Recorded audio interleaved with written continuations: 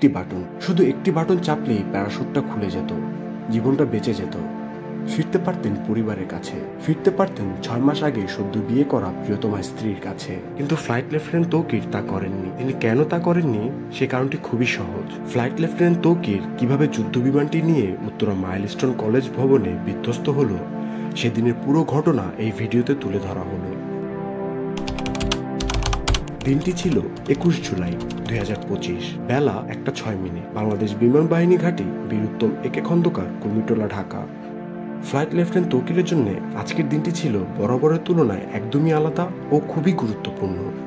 আজ flight lieutenant Tauqir যে বিমানটি পরিচালনা করবেন তা ছিল বিমান বাহিনীর একটি F-7 ফাইটার জেট, আর এটি ছিল ফ্লাইট লেফটেন্যান্ট তৌকিরের সলো ফ্লাইট ট্রেনিং, একজন পাইলটের প্রশিক্ষণের সর্বশেষ ও অত্যন্ত গুরুত্বপূর্ণ ধাপ। এই ট্রেনিংয়ে কোনো কো পাইলট বা প্রশিক্ষক ছাড়াই একজন পাইলটকে এককভাবে ফ্লাইট অপারেট করতে হয়, আর এ ধরনের মিশন সাধারণত আরবান এরিয়াতে পরিচালিত হয়ে থাকে, যেখানে ফ্লাইট পরিচালনার জন্য প্রয়োজন হয় চরম দক্ষতা ও আত্মবিশ্বাসের।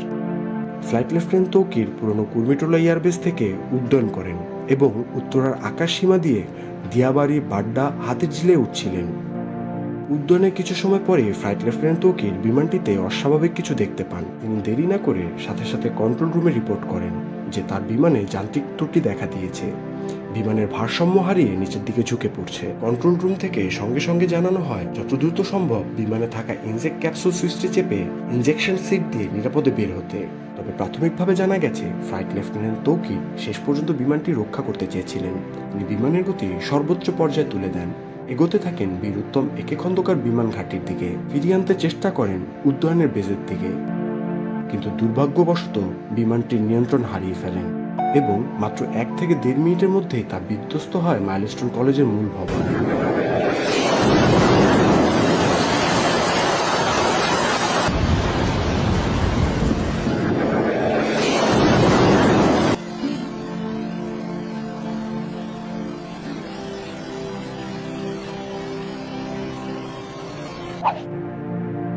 একটি বাটন, শুধু একটি বাটন চাপলেই প্যারাশুটটা খুলে যেত, জীবনটা বেঁচে যেত। ফিরতে পারতেন পরিবারের কাছে, ফিরতে পারতেন 6 মাস আগে সদ্য বিয়ে করা প্রিয়তমা স্ত্রীর কাছে। ফ্লাইট লেফটেন্যান্ট তৌকির শুধু নিজের প্রাণ নিয়ে ভাবেননি, তিনি ভেবেছিলেন নিচে থাকা মানুষদের কথা, ভেবেছিলেন স্কুলে অধ্যয়নরত শিক্ষার্থীদের কথা। বিমানের ইমার্জেন্সি সিস্টেম সক্রিয় থাকলেও তিনি ইনজেকশন সিট ত্যাগ করেননি। শেষ মুহূর্ত পর্যন্ত চেষ্টা করে গেছেন বিধ্বস্ত হওয়ার আগেই বিমানটি ফাঁকা জায়গায় নিয়ে যেতে, কিন্তু ফ্লাইট লেফটেন্যান্ট তৌকির তা আর পেরে ওঠেননি। তিনি জানতেন তার এই যুদ্ধ বিমান যদি কোনো জনবহুল এলাকায় পড়ে আরও অনেক প্রাণ যাবে। এই সাহসিকতা, এই আত্মত্যাগ কোনো শব্দে সম্পূর্ণ বর্ণনা করা যায় না। শহীদের রক্ত কখনো বৃথা যায় না। নিশ্চয়ই ফ্লাইট লেফটেন্যান্ট তৌকির একজন সাহসী বাবা মায়ের সন্তান, বাংলাদেশের গৌরব।